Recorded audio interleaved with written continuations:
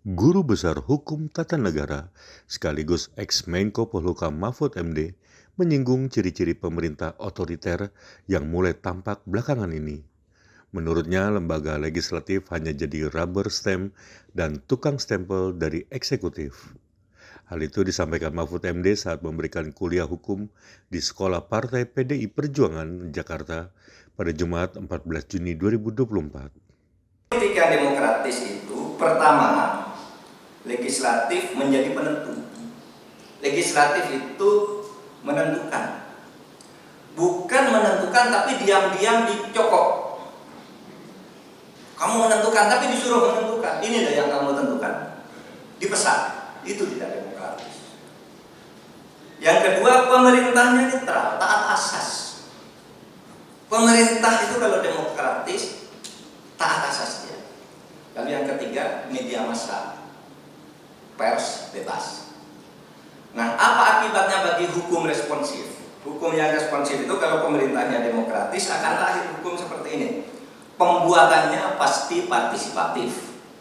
Oleh sebab itu dulu ketika Orde Baru itu lalu kita buat undang-undang tentang peraturan perundang-undangan. Disebutkan itu membuat undang-undang itu harus partisipatif dengan pendapat rakyat, datang ke daerah, panggil pakar, lalu diskusikan.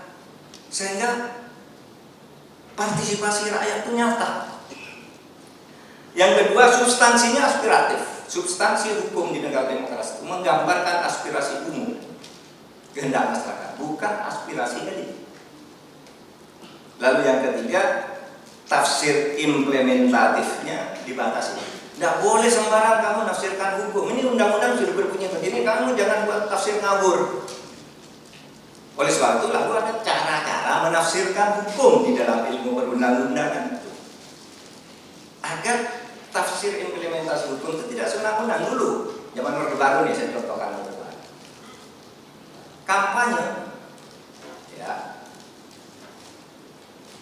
Setiap partai politik peserta pemilu berhak berkampanye seluas-luasnya. Tata cara pelaksanaan kampanye diatur dengan keputusan presiden.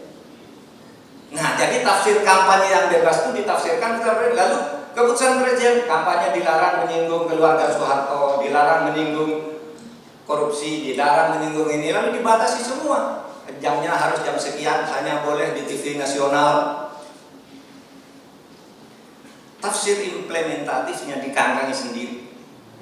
Kalau negaranya otoriter. Tapi kalau negara demokratis dibatasi. Seperti tahun pemilu 1955 dibatasi ya pemerintah. Ini loh, kamu tidak boleh ini. Pemilu 99, pemilu pertama dibatasi, kamu jangan main-main. Pemerintah ada ikut-ikut. Kita punya namanya LPU diubah menjadi PPI, Panitia Pemilihan Indonesia, dan yang independen. Sehingga 99 itu relatif pemilu kedua yang terbaik sesudah pemilu yang pertama tahun 55. Nah, tidak boleh ada tafsir sembarangan. Lalu ciri politik otoriter itu legislatif hanya menjadi rubber stamp, disuruh saya ingin ini lah. Tapi yang usul nanti kamu. Disuruh usul padahal dia yang ingin. Nggak bisa, Pak. Suruh batalkan aja Mahkamah Konstitusi dia buat. Nah iya. Itu.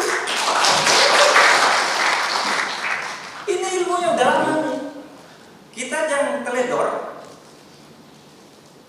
Bahwa ini perilaku-perilaku begini nih sudah muncul. Eksekutifnya intervensionis, masuk ke sana, pakai bansos, pakai apa, pokoknya masuk, nggak bisa baik-baik, injak kakinya.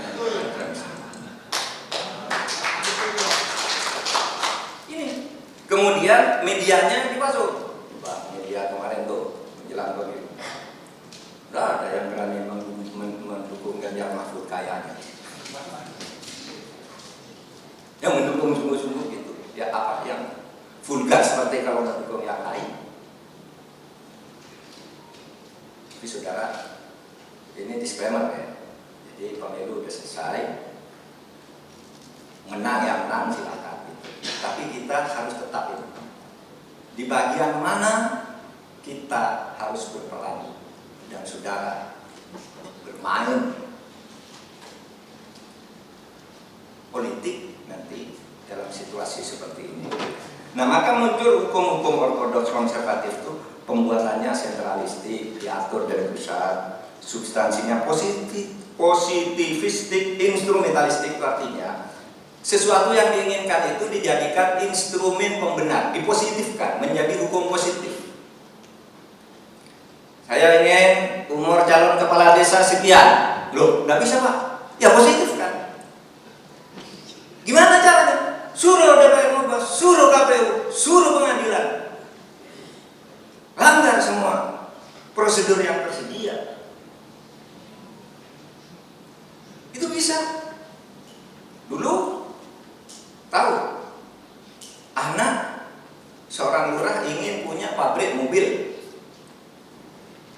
Gimana? Anda punya uang? Positifkan aja, masukkan di GBHN. Presiden Soeharto sebagai mandataris MPR diwajibkan memajukan mobil nasional, membentuk perusahaan mobil nasional agar bisa mandiri. Itu perintah dari GBHN yang disuruh sendiri, disuruh perintahkan. Sesudah itu dibuat kepresnya. Mobil nasional diberikan kepada PT ini dengan bebas pajak lokal dan sekian persen pajak luar, pajak dari bahan-bahan buah. Enak dong, pasti untung, pasti tidak rugi, hanya ada untungnya. Itu namanya positivistik instrumentalis. Keinginan itu dipositifkan menjadi hukum positif.